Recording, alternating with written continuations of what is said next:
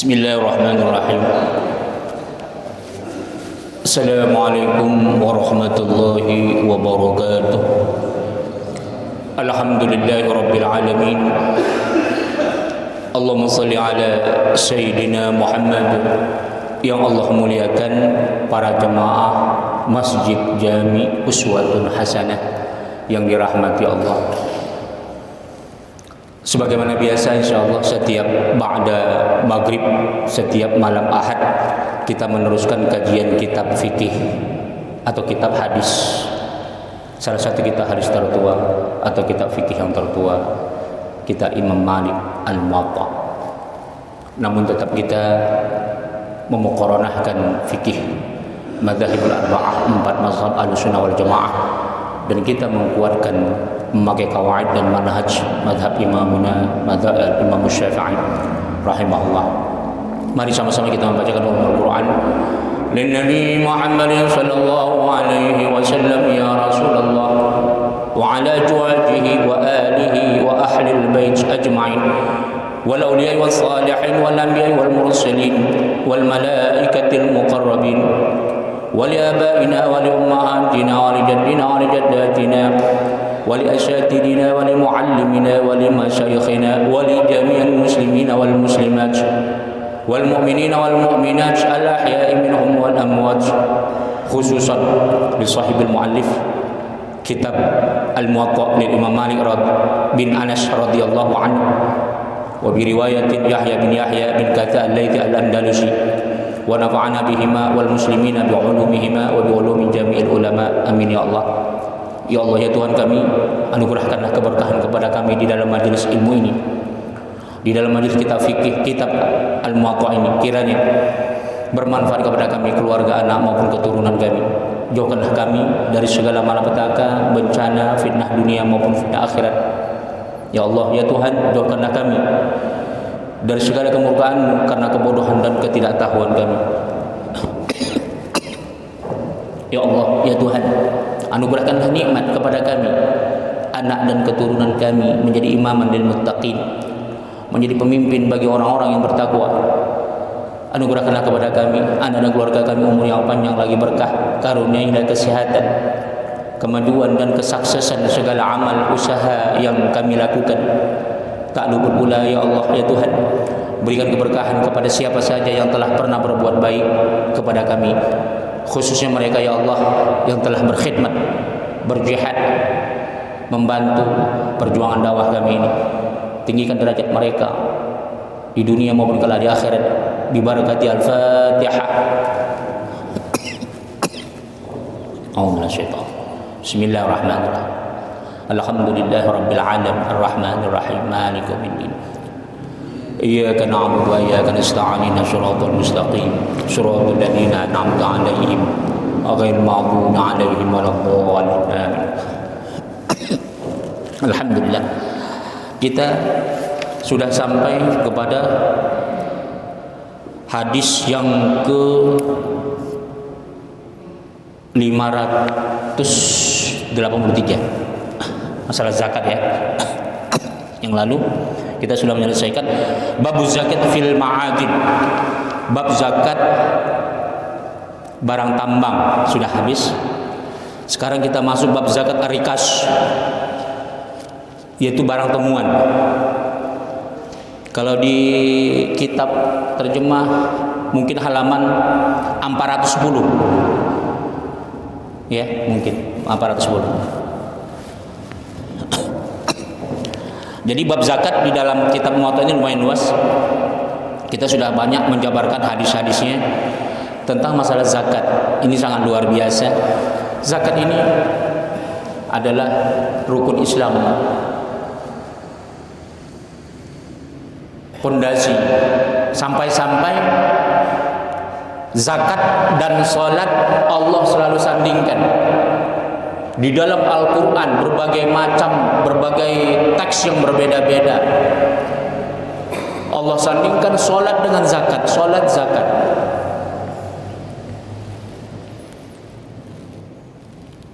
Dan memang zakat ini sudah 1400 tahun lebih Islam mewajibkan zakat, tapi kita mengelola zakat masih banyak amburadul. Jadi fungsi zakat ini sangat luar biasa. Nanti harus kita bisa bedakan mana zakat harta, mana maksudnya zakat mal dan zakat fitrah. Kita bab ini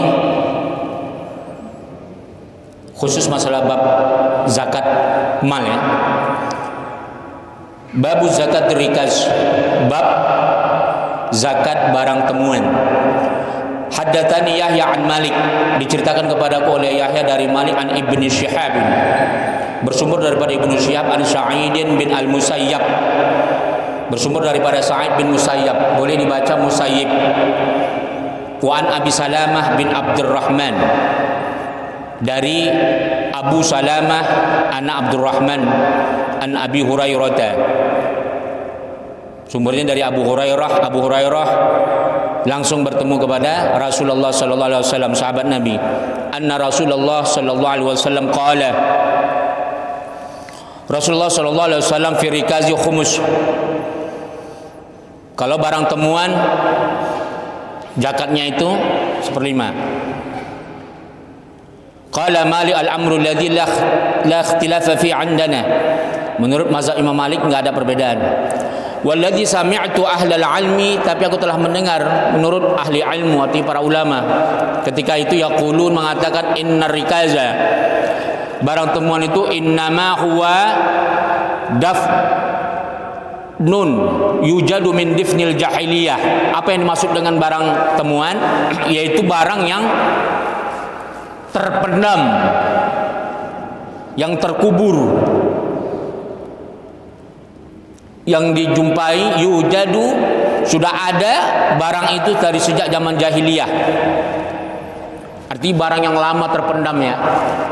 Jangan sampai barang tetangga sengaja dibenam, oh dapat zakat, dapat barang temuan, bukan itu ya. Atau ada barang orang kaya, dia naruh barang emasnya di tanah, yang nemukan kita, itu salah. Itu bukan barang temuan. Jadi ini maksud di sini, walaupun Imam Malik menyebut kata-kata jahiliyah, artinya barang itu memang orangnya sudah nggak ada. Kalau sekarang ini umpamanya barang temuan mungkin emas zaman kerajaan dulu gitu ya, kerajaan Demak. Ada syaratnya lagi, itu syaratnya satu. Yang kedua, malam yutlab bimalin, barang yang kita temukan itu, kita mencari barang temuan itu kita dapatkan tidak mengeluarkan uang. Jadi jangan sampai nanti umpamanya kita mengeluarkan uang mencari barang-barang berharga di dasar laut atau di dasar tanah, tapi menggunakan modal banyak. Nah, itu belum, nggak disebut barang temuan. Contoh minyak. Jadi minyak bumi yang dikerok oleh pemerintah mengeluarkan uang, itu nggak termasuk rikas, bukan barang temuan. Lantas bagaimana? Ini pernah kejadian di Riau. Riau itu Pak, dulu di Semenanjung, di Riau daratan itu banyak tanah-tanah yang mengandung minyak. Kalau dulu kan masih Caltech ya kan, California, Texas itu yang membeli, yang punya saham sama pemerintah kita. Baru setelah itu Chevron, udah makin habis, Chevron pun lari, tetap juga perusahaan Amerika juga kali sekarang ini. Lantas ada masyarakat, dia punya ladang kebun, ternyata tanahnya itu setelah diteliti ada mengandung minyak. Itu dibeli oleh Caltech sampai ratusan juta, bahkan sampai miliaran. Nah, ini hukumnya gimana nih? Ini dia mengeluarkan zakat, apakah zakat mal atau zakat rikas? Karena zakat rikas ini kan kalau menurut jumhur ulama 20%. Kalau di sini 1/5. maka dia dihukumi sama kayak rikas. Karena dia nggak mengeluarkan uang. Yang ngeluarin uang itu Caltex. Dia cuma-cuma dapat. Bapak, Ibu, tanah Bapak ini setelah kami teliti ada kandungan emas. Macam mana kalau kami beli 1 miliar? Padahal Pak, kalau seandainya Bapak yang punya tanah tadi itu, dia tahu kandungan minyaknya bisa menghasilkan di keruk perharinya berapa liter kubik dan bisa diambil selama 70 tahun. Saya kira nggak mau dia dibeli berapa miliar dulu. Tapi karena namanya masyarakat kan nggak tahu ya kan. Padahal itu sebenarnya hitungannya sudah ada itu. Karena ada jemaah kita yang memang ahli, petugas tukang meneliti kadar minyak itu ada Pak. Dia cerita, itu bisa diketahui minyak itu berapa kedalamannya, berapa kualitasnya, bisa berapa liter diambil, berapa kubik liter per harinya, berapa tahun jangkanya diambil. Karena masyarakat kita nggak bisa, ya udahlah dibayar 1 miliar, mau aja dia kan. Nah, masyarakat yang dia tidak mengeluarkan uang, tiba-tiba dapat duit dari minyak tadi, itu sama hukumnya rikas. Maka jumhur ulama mewajibkan 20%-nya. Walaupun di sini Imam Malik tidak mengatakan itu. Kemudian apa syaratnya? Walam yutakallafu fihi nafaqatun. Barang yang kita temukan tadi itu kita peroleh, kita nggak ada gaji orang, nggak ada gaji orang. Kan tadi masyarakat yang dikasih Caltex duit kan dia kan terima bersih aja kan. Jadi Caltexnya tidak wajib mengeluarkan zakat rikas, tapi masyarakatnya wajib. Karena dia tidak menggaji orang kan. Kemudian apa syaratnya lagi? Wala kabiru amalin. Dia tidak perlu kerja keras. Wala ma'awanah, enggak ada perlu ada bantuan orang lain.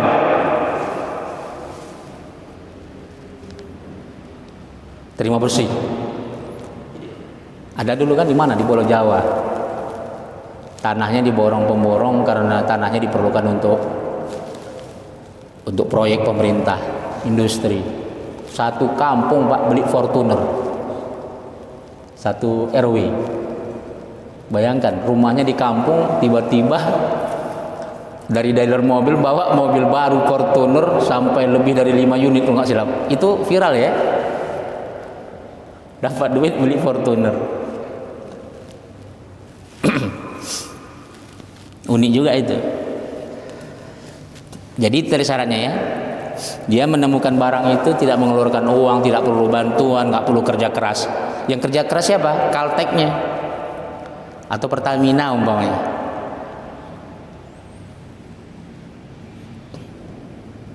Lantas bagaimana kalau sekarang ini? Pak, tanah Bapak ini kami sewa ya, 3 tahun 700 juta. Ya untuk apa?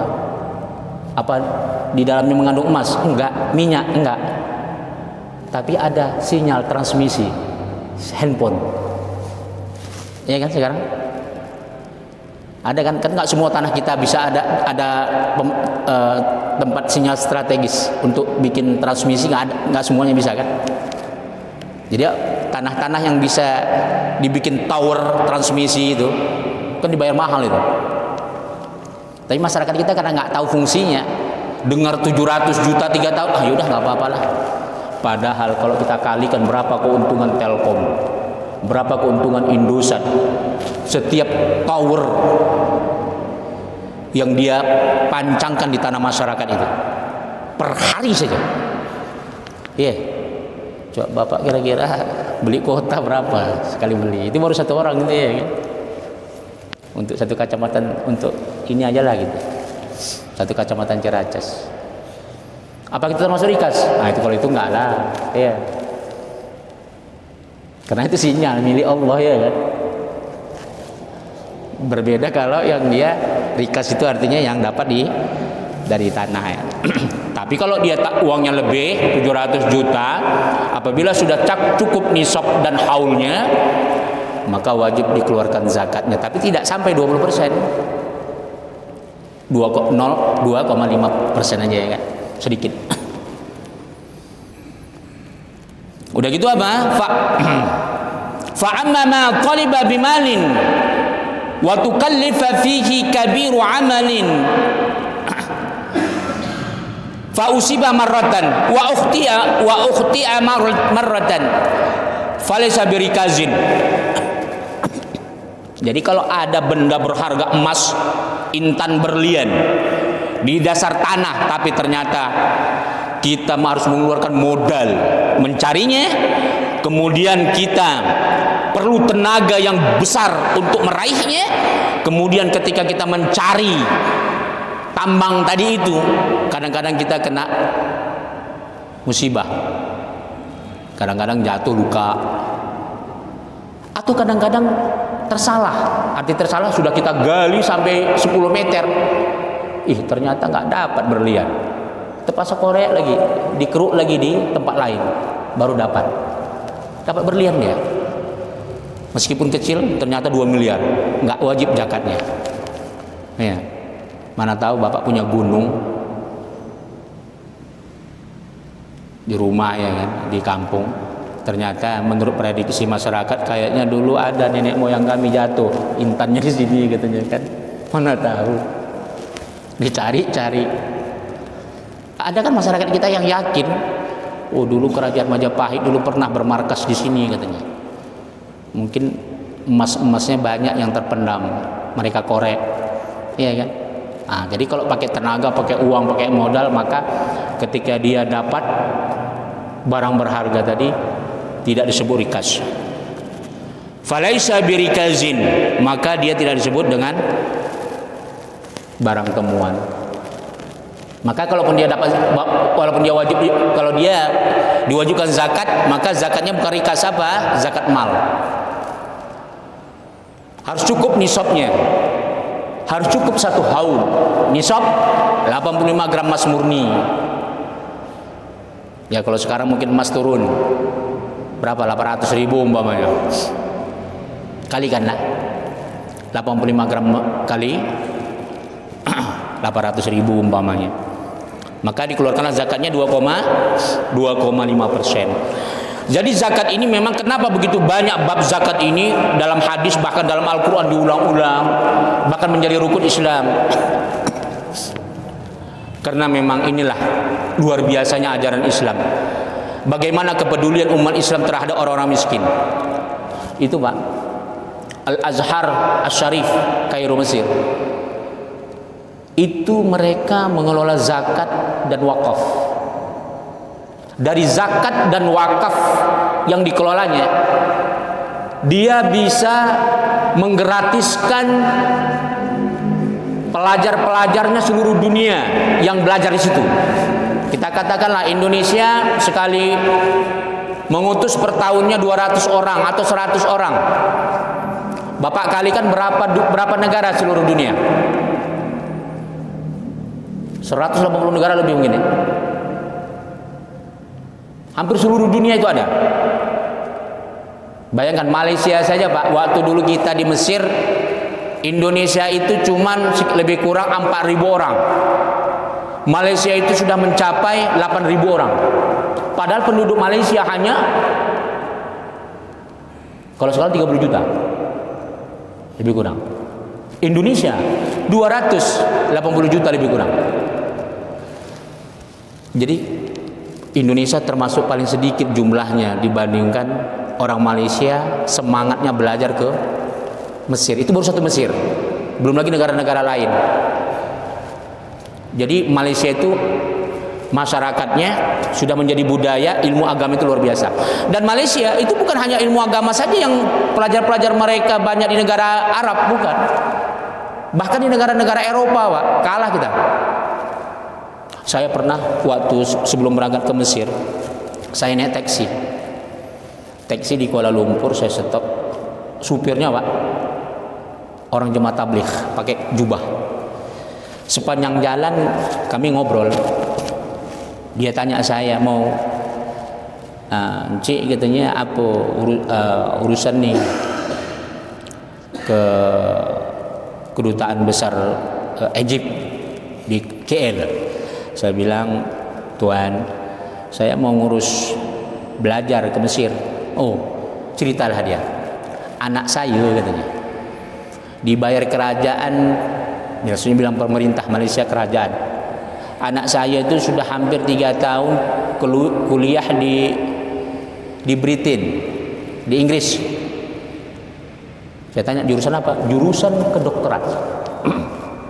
Bayangkan, jurusan kedokteran ditanggung gratis oleh kerajaan. Coba, ketika itu Indonesia boro-boro mau ngasih kuliah gratis kedokteran di Eropa untuk rakyatnya, untuk memberangkatkan saja, Pak.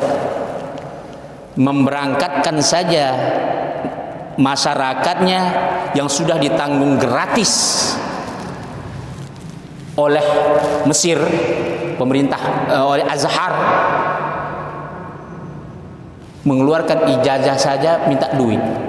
Pemerintah dulu zaman Soeharto ya, nggak tahu sekarang. Ijazah kita mau kita tarik diminta duit dari Kementerian Agama. Sekarang Kemenak, dulu Depak. Boro-boro mau ngasih tiket gratis untuk rakyatnya yang digratiskan sekolah di Egypt, malah dipersulit mau ke sana. Itulah kejamnya pemerintah kita dulu. Ya, kalau sudah pemerintah kita kejam, berarti nenek moyang kita pun kejam lah dulu kan, melahirkan anak-anak yang kayak gitu kan, jadi pemimpin. Inilah pentingnya kita ta'lim, supaya kita melahirkan anak-anak kita jangan sampai bejat seperti zaman dahulu. Kalau jadi pemerintah, jadi pemimpin, duduk di birokrasi mempersulit rakyatnya. Sedih enggak? Sudah jelas-jelas gratis kita kuliah di sana, kita dipersulit mau ke sana. Dipersulit, Pak. Harus bayar ini, bayar itu. La ilaha illallah. Jadi Malaysia itu bukan hanya kuliah agama, Pak. Bukan hanya di British saja. Bahkan di Belanda, di Perancis, di Jerman, itu orang Malaysia terbanyak pelajaran dibandingkan kita. Kenapa? Karena pemerintahnya andil, memberikan support. Jadi saya bilang, macam mana caranya, Tuhan, kok bisa pula anak belajar di sana free? Kata dia apa? Begini, jadi kalau kita anak-anak saya katanya umpamanya kuliah kedokteran itu 4 tahun. Kalau kedokteran nggak ada 4 tahun ya, minimal 5 tahun ya. Kalau 5 tahun, maka nanti ketika dia pulang wajib mengabdi kepada negara 5 tahun. Termasuk sekolah agama gitu juga. Jadi kalau dia belajar di Mesir 4 tahun, maka dia wajib mengabdi kepada negaranya 4 tahun. Bukan berarti nggak digaji, tapi tidak besar. Cukuplah untuk dia punya rumah, punya kereta. Bukan kereta api, bahasa sana bilang mobil itu kereta. Ya, nanti bayangkan pula kereta api, wah udah kacau. Jadi Al-Azhar Cairo University, ulamanya itu semuanya ditanggung oleh zakat dan wakaf, gratis belajar di sana, luar biasa. Belum lagi Saudi Arabia, negara-negara teluk, kita katakanlah Emirat Arab, Saudi Arabia udah lumayan lama membuat madrasah di Indonesia. Itu Pak dari uang zakat, Pak. Coba Libya, Republika itu jalan apa namanya? Republika itu jalan apa namanya? Cijan apa? Arah ke Mampang, perapatan sebelum Mampang itu apa namanya? Apa? Pejaten. Kalau Buncit depannya lagi. Udah. Itu Pak sudah puluhan tahun itu gratis, digaji dolar itu gurunya. Bahkan dulu muridnya pun digaji itu. Udah, Saudi Arabia mau buka cabang nih di depan jalan kita nih. Coba Bapak lihat mangkrak itu. Padahal mereka membeli mereka mengeluarkan uang, Pak. Anak kita gratis sekolah gitu. dipersulit. Itu kan mangkrak itu, alasan zona hijau, nggak dapat izin. Padahal Saudi udah mengeluarkan uang puluhan miliar beli tanahnya itu. Seharusnya kan pemerintah kita adil kan. Kalau sudah ada negara asing mengeluarkan uang beli tanahnya untuk rakyatnya digaji, kenapa dipersulit dengan alasan zona hijau? Itu luas itu Pak. Ini TB Simatupang, tahu ya, seberang tol. Sedih nggak? Itulah dia kelemahan kita cara berpikir. Padahal pesek kita Pak sama dengan orang Malaysia.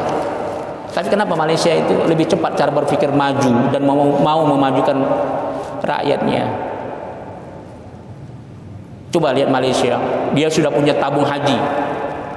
Dari uang jemaah haji itu Pak, dia kelola dengan lembaga sendiri dan asetnya luar biasa. Dari uang jemaah haji dia bisa menanamkan investasi ke Indonesia. Ratusan hektar sawit di Riau dia punya. Tanahnya tidak dia punya, sawitnya aja. Itu dari uang jemaah haji itu Pak. Saya mau tanya, uang jemaah haji kita kira-kira sekarang kemana larinya? Ini masih baru sekarang. Memang uang sekarang alhamdulillah memang uang jemaah haji kita sudah mengarah ke sana. Tapi yang megang pemerintah, pajaknya segala macam, interestnya masuk ke APBN. Seandainya itu dikelola oleh umat Islam untuk kemaslahatan umat Islam, nggak ada orang Islam yang kiri di Indonesia ini yang nggak bisa sekolah, terutama kedokteran. Dari uang zakat saja Indonesia ini insya Allah banyak umat Islam yang bisa melahirkan orang-orang ahli dokter. Kita sekolahkan di Eropa gratis Pak. Sedih gitu. Inilah dia, inilah zakat nih. Inilah zakat yang kita bicarakan ini. Bukan hanya sekedar kewajiban, tapi juga kita harus mampu mengelolanya dengan bijak dan baik. Wallahu ta'ala alam bisawab. Silakan kalau ada pertanyaan, kalau enggak kita sambung bab yang berbeda. Babun ma'ala zakata fihi minal hilah wat tabar wal ambar. Bab benda-benda yang tidak wajib dizakati, di antaranya emas perhiasan, biji emas dan permata. Itu judul akan datang. Silakan kalau ada pertanyaan. Fadhil. Silakan.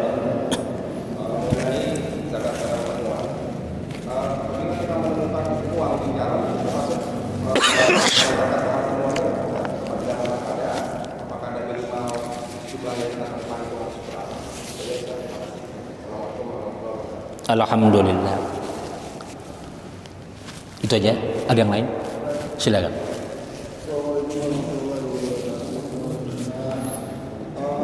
Bagaimana Ustaz kalau kita menemukan harta karun, harta itu bernilai, itu bagaimana hitungan dari yang kita temukan zakatnya? Itu aja. Misalnya atau itu ya. Alhamdulillah. Allahumma shalli ala sayyidina Muhammad. Jadi beda luqah ya dengan bab yang kita bahas rikas ya. Kalau luqah itu barang cecer-cecer yang kita temukan, itu tak ada zakatnya. Kalau dia berharga, menurut ulama kalau dia nggak berharga boleh kita ambil. Orang awam lah, kalau ulama ya itu subahat, janganlah dimakan. Kalau umpahnya yang jatuh cuman 50.000, 100.000, ya udah ambil jajani saja. Tapi kalau ulama janganlah, mendingan duit diambil masukkan ke mesin. Kalau barang berharga, kita katakanlah yang jatuh itu 100 juta, itu berarti udah lebih dari nisab, nggak ada zakatnya. Itu luqahnya, maka itu wajib kita umumkan. Tapi jangan sebut dulu di mana apanya, nanti orang banyak nipu kan. Jangan sebutkan di mana kita temukan, berapa jumlahnya, cuman bilang aja angkanya.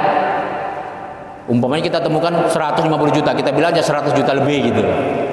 Kalau 100 juta kita temukan uang di dalam tas 80 juta lebih umpamanya gitu, maka kita umumkan. Sama kayak Bapak kalau jalan pergi ke Tanah Abang, silakan sholat di sana. Itu Pak, barang-barang tercecer banyak kali, jam tak apa-apa situ. sampai pakai steleng itu, saking banyaknya. Itu kalau sudah 1 tahun diumumkan seperti itu, nggak ada yang ngambil, ya udah ambil aja. Maka itu hak orang yang menemukan. Nah, jadi dia tidak ada kaitannya dengan zakat ya. Tapi kalau dia sudah di tangan kita 1 tahun, kita umumkan 100 juta, atau mungkin oke lah, kalau uang mungkin cepat diumumkan. Kalau benda, contoh emas, kita bilang kita dapat tercecer emas murni LM, logam mulia, antam, 1 kilo. 1 kilo kan kayak HP saja kan, sebesar HP kan, 1 kilo. Ternyata 1 tahun nggak ada yang mau ngaku itu punya siapa, maka dia itu hak kita. 1 kilo emas murni berarti lebih kurang 1 miliar lebih kan. Keluarkan zakatnya 2,5%, maka dihitung kita zakat mal, berarti lebih kurang berapa? 25 juta lebih ya, lebih kurang 25 juta 1 miliar zakatnya. Tapi itu udah bukan lagi disebut zakat temuan, bukan, tapi zakat harta milik kita. Jadi zakat itu jangan dianggap enteng dan jangan dianggap remeh. Itu dia. Kemudian ukuran rikas tadi berapa? Sama nisabnya. Sama nisabnya. 85 gram emas murni, dia dapat 1 kilo di bawah tanah. Tapi tadi itu syaratnya ya. Dia dapat niatnya gali sumur. Jadi mengeluarkan uang tapi sumur niatnya. Ketika sudah sumur selesai, dapat bongkahan 2 kilo emas murni. Nah, itu rikas namanya. Walaupun dia ngeluarin modal, karena niat dia bukan mencari emas, dia bikin sumur. Udah selesai sumur, kok ada ini berkilat-kilat ini kan? Dia bongkar ternyata emas. Ah, itu dia.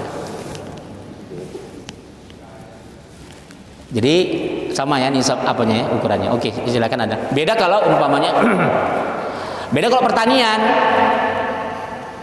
Kalau sawah dia itu 5 sampai 10% aja dikeluarkan. Berapa? 700 kilo lebih kurang. Kalau gabah 1 ton 200 kilo beras. Dan itu nggak setiap tahun, setiap panen. Kalau dulu zaman nenek kita panen beras itu 2 kali 1 tahun atau 1 kali. Kalau sekarang mungkin lebih ya, mungkin bisa 3 kali 4 kali ya. Maka setiap panen kita wajib mengeluarkan zakat tanaman. Ziro'ah. Jadi ada yang lain? Fadl silakan.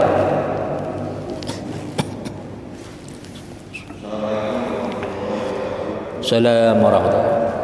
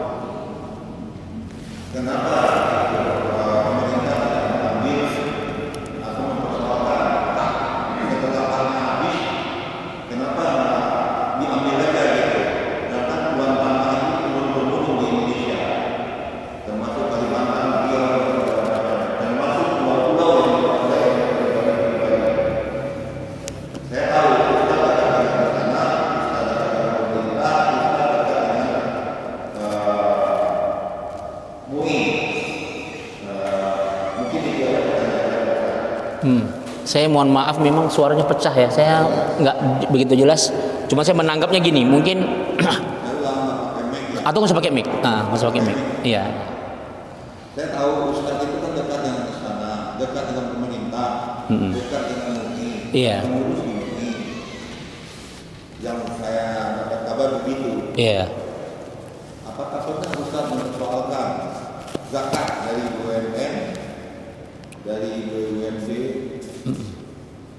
kedua, masa hak atas tanah di Indonesia itu kan 25 tahun.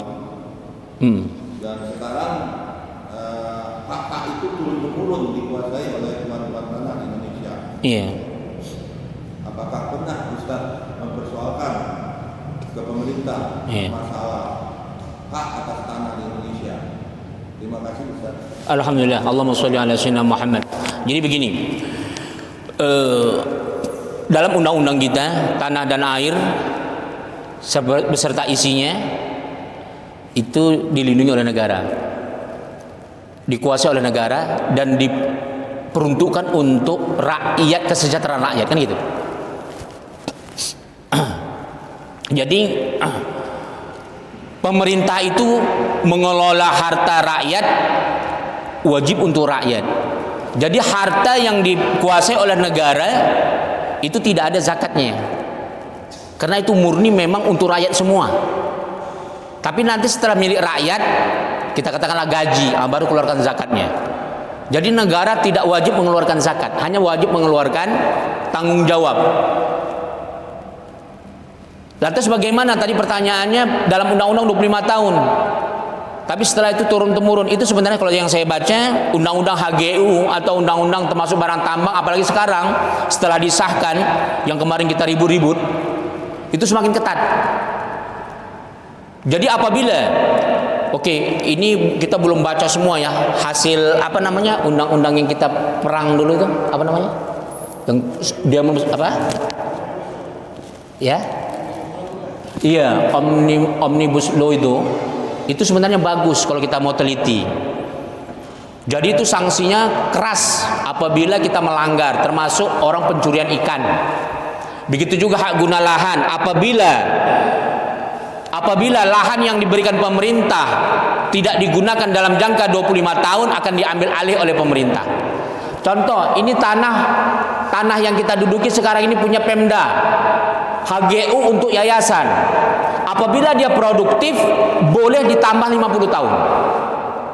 Tapi kalau nggak produktif selama 25 tahun pemerintah akan ambil alih.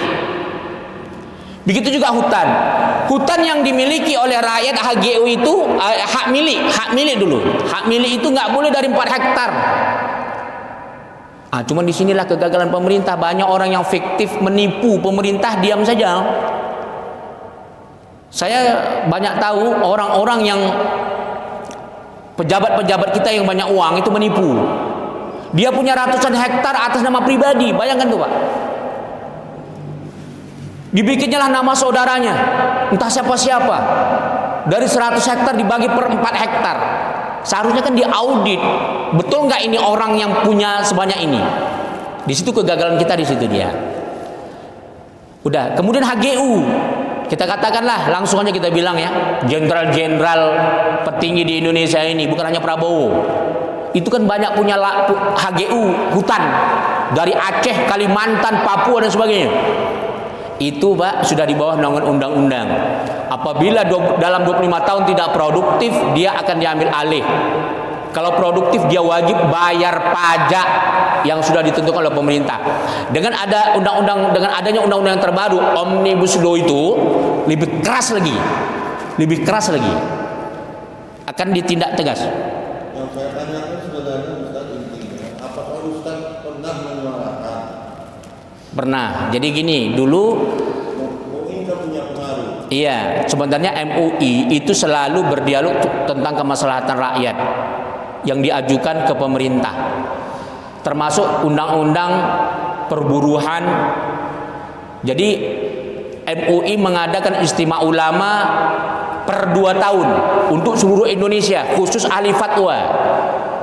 Itu membuat rancangan undang-undang, bukan rancangan, membuat sebuah peraturan nanti dimasukkan ke DPR. Nanti apabila DPR menerimanya baru disahkan oleh presiden. Apa diantaranya? Undang-undang perburuhan dulu apa namanya kalau yang belum resmi, buruh, bukan, maksud saya buruh itu kan kalau dia belum apa namanya, Allahumma sholli ala outsourcing. Jadi ulama itu sudah lama Pak mengharamkan outsourcing. Tapi kan pemerintah nggak mau kan. Sudah dimasukkan ke DPR, ditolak. Kemudian apalagi pasal santet. Dari tahun 2013 saya sudah menulis dan ulama-ulama kita sudah setuju Indonesia harus punya pasal santet. Udah. Ternyata kan yang di DPR paling banyak gunakan dukunnya kan. Tak mau dia. Dibuang. Apa yang mau dia? Undang-undang zakat. Zakat bolehlah. Makanya tahun 2011 undang-undang zakat itu dari ulama Pak. Banyak yang dari ulama itu banyak. Jadi undang-undang perdata dan pidana sekarang ini banyak masukan dari ulama, tapi nggak 100% yang diambil. Udah, saya yang murni pribadi saya, saya menentang pemerintah di MUI pusat itu masalah uang zakat mau digunakan untuk sanitasi rakyat oleh Kementerian Kesehatan. Itu murni Pak. Silakan Bapak cek nanti siapa ulama yang paling keras menentang di MUI pusat. Tahun 2015 itu saya. Profesor-profesor banyak yang mendukung. Memang iya zakat mal itu boleh untuk kemaslahatan rakyat. Tapi saya bilang kalau untuk proyek pemerintah tidak boleh, karena pemerintah punya APBN, ngapain nyentuh-nyentuh uang umat Islam. Itu murni Pak. Makanya sanitasi yang mau dibangun di Kalimantan, di sungai apa namanya? Kapuas ya, yang luas itu mau pakai uang zakat Pak. Saya tolak mentah-mentah. Silahkan saya bilang kalau ulama yang lain setuju.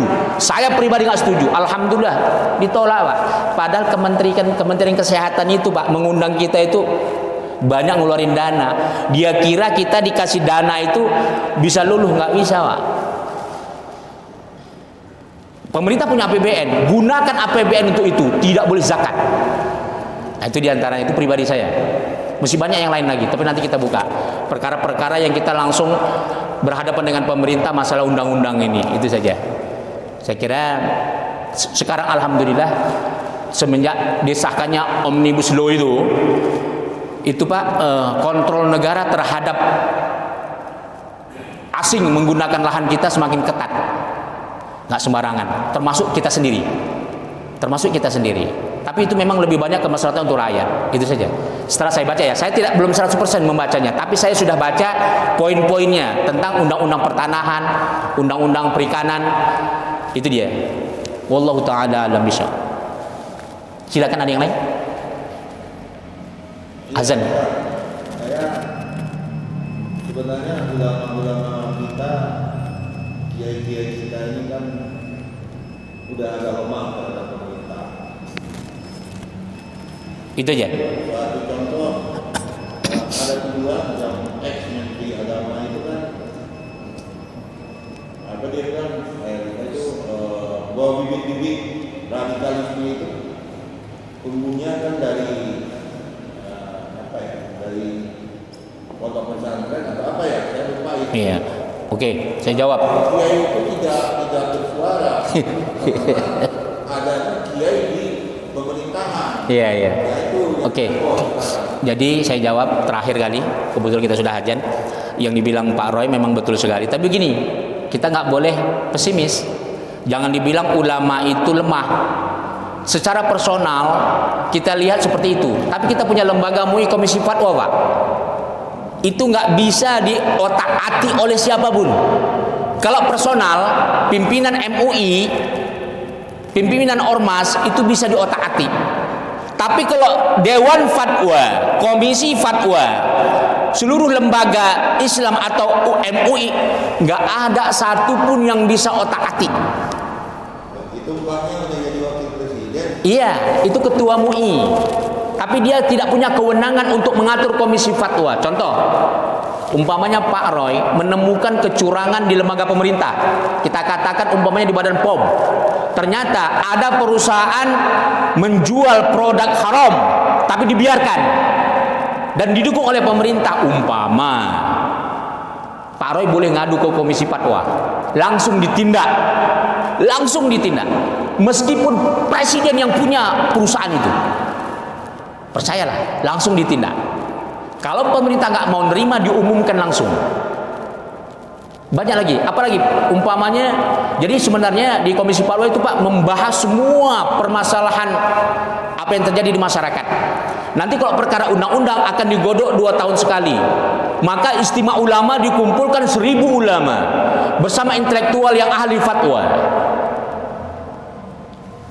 di suatu tempat. Nanti hasilnya dikasih pemerintah dan DPR. Apabila diterima oleh DPR, alhamdulillah. Kadang-kadang diterima hanya 2%, kadang-kadang 4%, kadang-kadang 10%, nggak pernah 100% itu nggak pernah. Tapi itu semua adalah suara daripada rakyat. Makanya contoh, kalau Pak Roy boleh silahkan kritisi apa saja yang ada, catat, tapi dengan syarat valid. Ada perusahaan umpamanya coklat Magnum, ternyata dia membuat produknya dari lemak babi, umpama, terbukti. Udah, Pak Roy datang ke Komisi Fatwa, langsung mereka terima.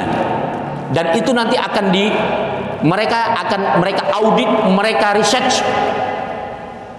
Dan Pak Roy harus mampu membuktikannya. Mana bukti? Karena gini, dulu pernah ada Habib mencak-mencak ke Komisi Fatwa. Saya ada di situ. Katanya perusahaan coklat ini haram segala macam, masak pakai tulang babi. Dia marah-marah kita, Pak. Bayangkan kita lagi duduk ini, lagi bersidang. Lebih kurang ada 30 orang. Dimarah-marahi kita, Pak. Capek dia marah-marah, suruh duduk dulu ya kan. Baru kita kasih tahu. Sistem yang bekerja di Komisi Fatwa itu sangat ketat. Sangat steril, nggak bisa diganggu oleh siapapun. Badan pemu itu kuat, Pak. Kuat sekali. Termasuk Komisi Fatwa itu kuat. Udah, baru dia terdiam. Akhirnya baru dia tunduk. Karena dia belum tahu tugas Komisi Fatwa yang di dalam. Dia tahu hanya dari luar. Kalau dia tahu bagaimana kondisi Komisi Fatwa yang sesungguhnya, maka tidak akan terjadi fitnah. Jadi ulama yang sesungguhnya itu sekarang yang kuat lembaga di Indonesia, bukan personal. Kalau personal jadi wakil presiden udah menang wae ya kan, nggak berani apa-apa. Itu saja. Wallahu taala alam bisawab. Insyaallah akan datang. Al-Fatihah. A'udzu billahi minasyaitonir rajim. Bismillahirrahmanirrahim. Alhamdulillahirabbil alamin arrahmanir rahim maliki yaumiddin. Iyyaka na'budu wa iyyaka nasta'in. Ihdinas shiratal mustaqim. Shiratal ladzina an'amta 'alaihim ghairil maghdubi 'alaihim waladdallin. Amin. A'udzu syaitonir rajim. Bismillah. Allahumma ja'al hadzal majlis barakatan wa mubarakah wa ba'id 'alaina fitnatan minad dunya wal akhirah walhamdulillahi rabbil alamin. Assalamualaikum warahmatullahi wabarakatuh. Ada berita duka, nanti minta tolong doa ya. Boleh.